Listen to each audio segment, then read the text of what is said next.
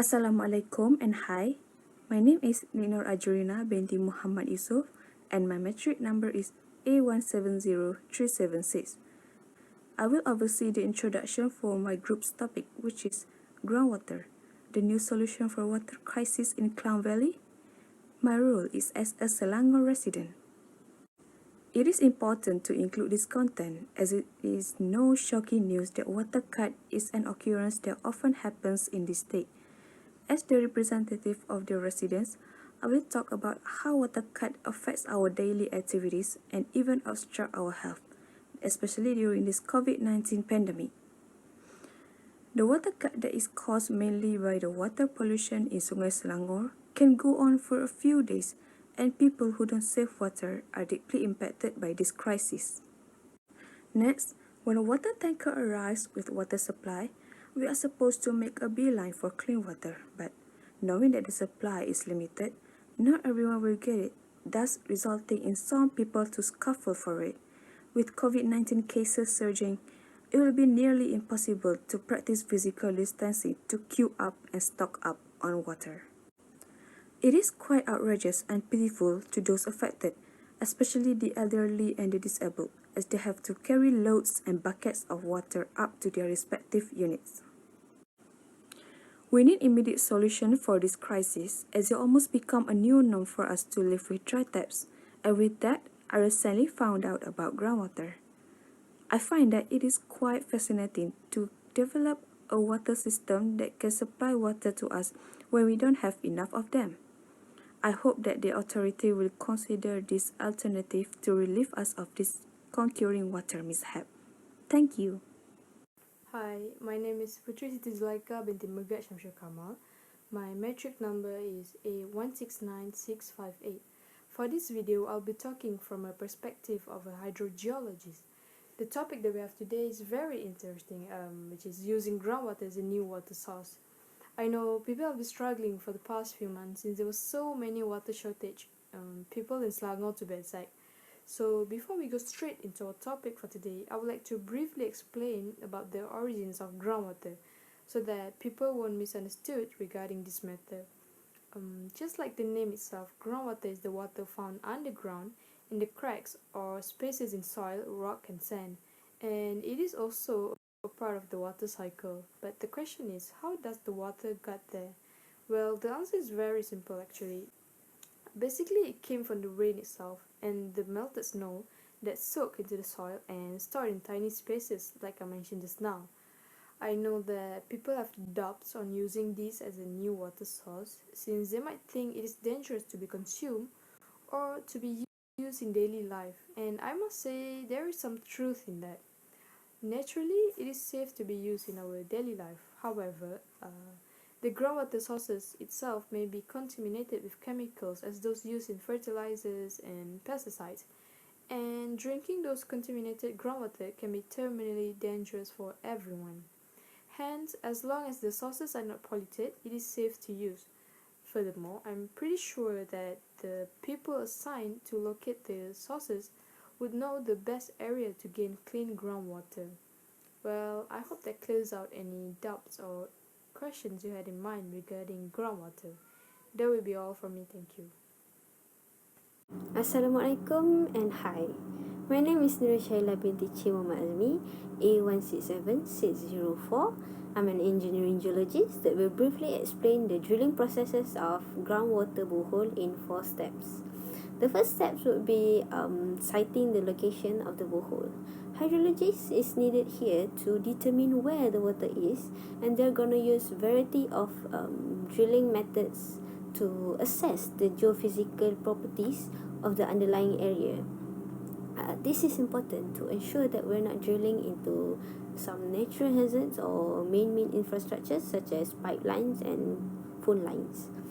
Once the hydrologists have helped us prep a path for drilling, we proceed with step number 2, which is drilling and construction. There are still steps to follow and processes to be completed, but after the borehole have been drilled, the unstable length are still cased to reinforce the tube. Step 3 would be determining the yield of the borehole by performing an aquifer test. These involve installing a test pump and pumping borehole water for a fixed set of variables, a given time and a given rate, and then assessing the test impact on the water level in the borehole. Maximum yield is achieved by increasing the abstraction rate, ensuring optimum drawdown of water in the borehole. The final step would be installing the borehole pump. The kind of pumping system and piping installed in your new borehole would be largely depend on the intended use of the water borehole. So that's how a groundwater borehole is drilled. Thank you.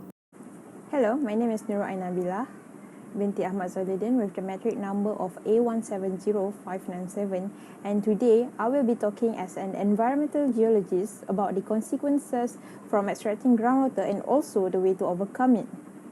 There is a saying says for every action there is always a consequences. Yes, so does extracting groundwater. Pumping groundwater in a faster rate than it can be recharged can have some negative effects of the environment and the people who make use of the water.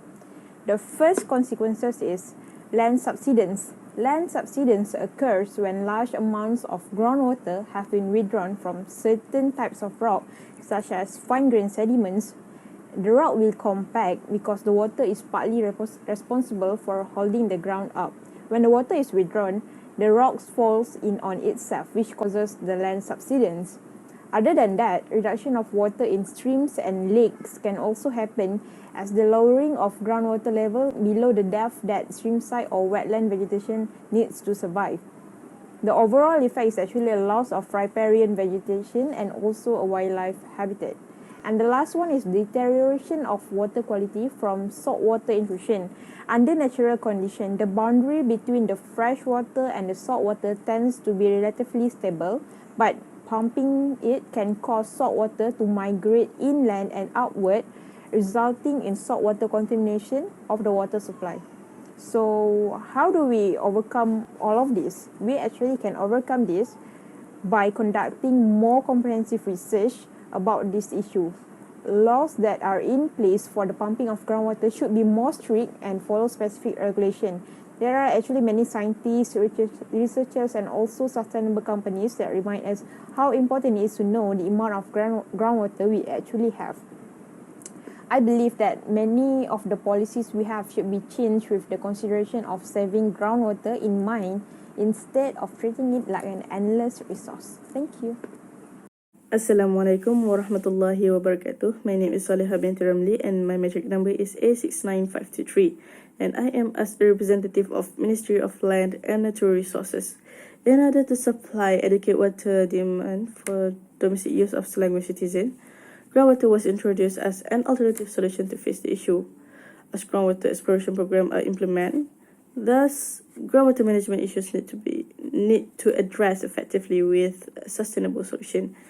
And the appropriate law will be formulated and enforced for the development of potential polluting activities.